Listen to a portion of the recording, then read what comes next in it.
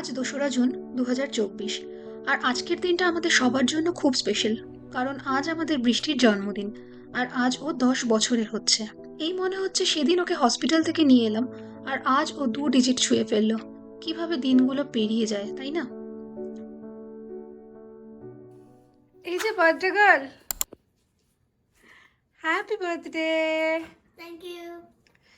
আজকে সকাল সকাল ঘুম থেকে উঠে রেডি, আজকে একবারও ডাকতে হয়নি। মাম্মা বলেছে ১২টার সময় যেতে হবে, ১২টার সময় পার্টি হল সাজাতে যেতে হবে, তাই জন্য ঘুম থেকে উঠে একদম রেডি। আজ বাইরের ওয়েদারটা দেখো, সকাল থেকে বৃষ্টি পড়েই চলেছে। বৃষ্টির জন্মদিনে প্রতি বছর বৃষ্টি হবেই হবে। আসলে ও যেদিন জন্মেছিল সেদিন সকাল থেকেই খুব বৃষ্টি হচ্ছিল। আমি এমনিতেই সন্দীপকে বলতাম যে আমাদের যদি মেয়ে হয় তাহলে আমার নামের সাথে মিলিয়ে তার নাম রাখবো বৃষ্টি। আর ওর জন্মের দিন এত বৃষ্টি দেখে আমি বলেছিলাম এবার তো ওর নাম বৃষ্টি রাখতেই হবে। ম্যাডাম রেডি হয়ে চলে এসেছে। এই ড্রেসটা ওর সোনা দাদা এনেছে ইন্ডিয়া থেকে, ওর বার্থডে গিফট। এই বছর ওর জন্মদিনটা কিন্তু অন্যান্য বারের থেকে অনেকটাই আলাদা, কারণ এই বছর আমার বাবা মা এখানে আছে আমাদের সাথে। আর এই দেখো, মা দেশ থেকে কলা পাতা নিয়ে এসেছিল নাতনির প্রিয় পাতুরি বানাবে বলে। বাই দ্য ওয়ে, বাবা মায়ের এখানে প্রথম দিনের ভিডিওটা তোমরা যারা এখনো দেখোনি তাদের জন্য আমি ডিসক্রিপশন বক্সে লিংক দিয়ে দেবো। অন্যান্য বছরও দুপুরে বৃষ্টির জন্য অনেক কিছু রান্না করি, কিন্তু এইভাবে আশীর্বাদের অনুষ্ঠানটা করা হয় না। আসলে আমার ছোটবেলা থেকেই প্রতি বছর জন্মদিনের দুপুরবেলা বাড়ির বড়রা, মা, বাপি, জেঠু, জেঠিমা, কাকু, কাকিমা সবাই এভাবে আশীর্বাদ করতো। বৃষ্টির ক্ষেত্রেও সেটাই হতো। তাই এখানে আসার পর আমাদের জন্মদিনের দুপুরগুলোতে সবাইকে খুব মিস করতাম। বাড়ির বড়দের বাদ দিয়ে আশীর্বাদের অনুষ্ঠানটা করতে ইচ্ছে হতো না। কিন্তু এই বছর বাপিমা এখানে থাকায় মনে হলো না, এই সুযোগ ছাড়া যাবে না।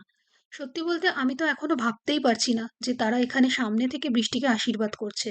যদিও তাদের আশীর্বাদ ওর সাথে সবসময়ই আছে, কিন্তু এই অনুভূতি একদম আলাদা।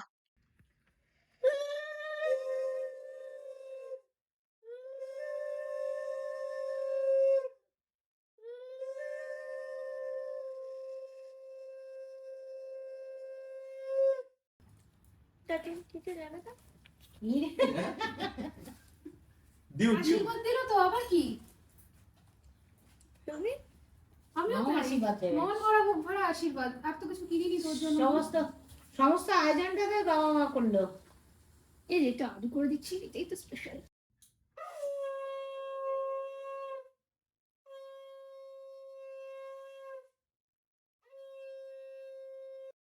গতকাল না আমরা সবাই মিলে টরন্টো কালীবাড়ি গিয়ে পুজো দিয়ে এসেছি ওর জন্মদিন উপলক্ষে।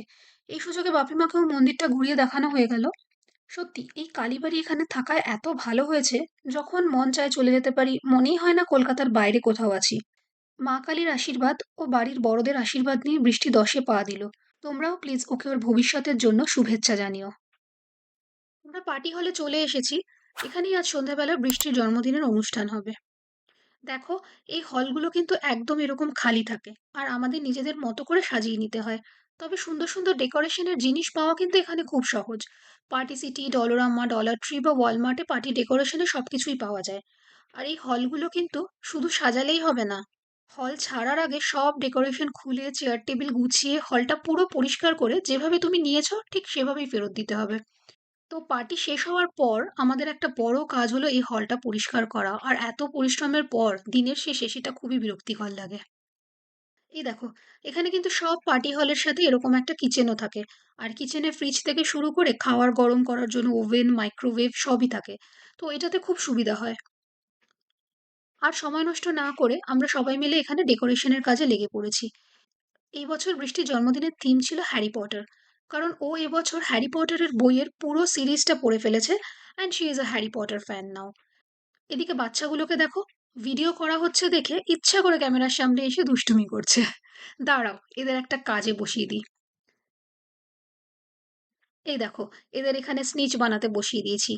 ফেরোর রসার চকলেটে কাগজের তৈরি ডানা লাগিয়ে আমাদের স্নিচ রেডি। যারা হ্যারি পটার পড়োনি বা দেখোনি তাদের জন্য বলি, স্নিচ হলো একটা ম্যাজিক্যাল বল যেটা কুইডিচ ম্যাচ জেতার জন্য সব থেকে বেশি ইম্পর্ট্যান্ট ছিল। এদিকে এরা বসে গেছে বেলুন ফোলাতে। এই মেশিনটা থাকাতে এতগুলো বেলুন ফোলাতে কোনো অসুবিধাই হলো না। দুজন মিলে হার্ডলি ৩০ মিনিট সময় লেগেছে। আর যে ফয়েল বেলুনগুলো মুখ দিয়ে ফোলাতে হতো, এখানে বাপি সেগুলো নিয়ে লেগে পড়েছে। এখানে একটা বন্ধুর থেকে এই স্ট্যান্ডটা নিয়ে এসেছি। এটাকে সেট করে এর উপর বেলুন দিয়ে ডেকোরেশন করা হবে। আসলে এখানে দেওয়ালে পেরেক পোতা বা সেলুটেপ লাগানোর পারমিশন নেই। বড়জোর পুশপিন অ্যালাউ করে। তাই এরকম একটা স্ট্যান্ড থাকলে কিন্তু ডেকোরেশনের কাজটা অনেক সহজ হয়ে যায়। এই যে দেখছো দেবদা আর স্বর্ণালী বৌদি, এরা কিন্তু আমাদের বন্ধু বা পরিবারের থেকে অনেক বেশি। কানাডা আসার পর পর আমার এখানে একদম ভালো লাগতো না, সবাইকে ছেড়ে একদম একা একা। তখন এরা না থাকলে আমরা হয়তো আবার ইন্ডিয়া পালিয়ে যেতাম। আমার মা তো বলে দেবদার বাড়িটাই নাকি এখানে আমার বাপের বাড়ি। আর ওদের বিল্ডিং এর কমিউনিটি হলেই আজকে আমাদের এই প্রোগ্রামটা হচ্ছে। লালটা মিলে যাচ্ছে না। এ বাবা ভিডিওটা রেকর্ডিং হয়নি, আবার খুলে একবার করো। এই লোকটা বড় এসে উল্টাপাল্টা করে। দেখো সবাই মিলে একসাথে হাসি মজা করতে করতে কত কিছু সাজিয়ে ফেললাম, কোনো পরিশ্রম মনেই হলো না। চলো এবার তোমাদের পুরো সাজানোটা ঘুরিয়ে দেখাই। তোমাদের কেমন লাগলো কমেন্ট বক্সে জানিও কিন্তু।